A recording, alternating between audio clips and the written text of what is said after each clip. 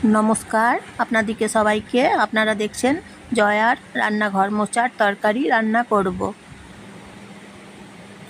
আমি জয়ার রান্নাঘর দেখছেন। মোচার তরকারি রান্না করে নিচ্ছি। মোচাটা ধুয়ে নিলাম এবং ছাড়িয়ে নিলাম। মোচার শীষগুলো ছাড়িয়ে নিলাম একটা করে, তারপরে মোচা বেটে নেব। তরকারি বেটে বড়া করে কোপ্তা কারি রান্না করব। আদা দিচ্ছি, কাঁচা লঙ্কা দিচ্ছি,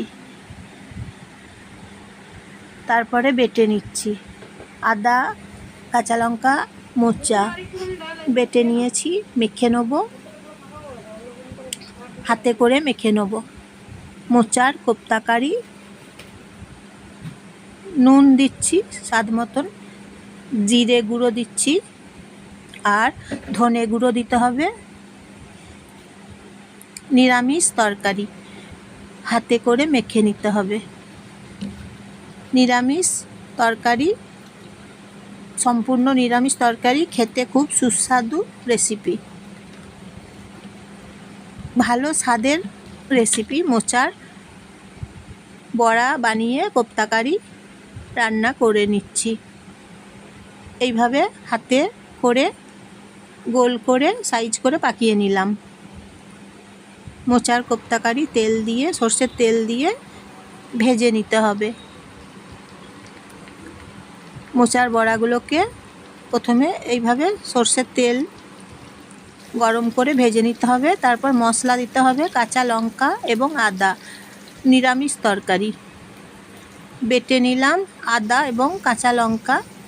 বড়াগুলো দু পিঠ ভালো করে ভেজে নিতে হবে।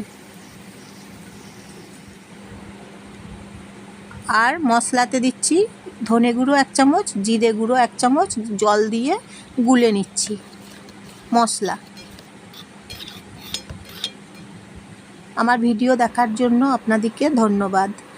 শুকনো কালো জিরে ফোড়ন দিচ্ছি, সর্ষের তেল দিচ্ছি, কড়াইয়ে দিতে হবে কালো জিরে সর্ষের তেল।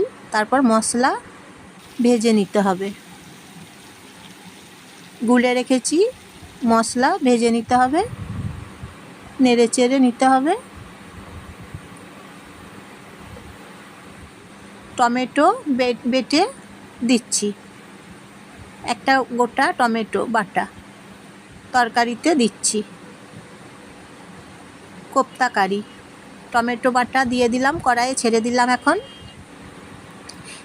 নুন দিচ্ছি স্বাদ মতন। ওদিকে বড়াগুলোতে নুন দিয়েছি। হলুদ গুঁড়ো দিচ্ছি, হলুদ গুঁড়ো দিতে হবে। সামান্য জল দিতে হবে। এইভাবে কোপ্তা কারি রান্না করে নিতে হবে, নেড়ে চেড়ে নিতে হবে।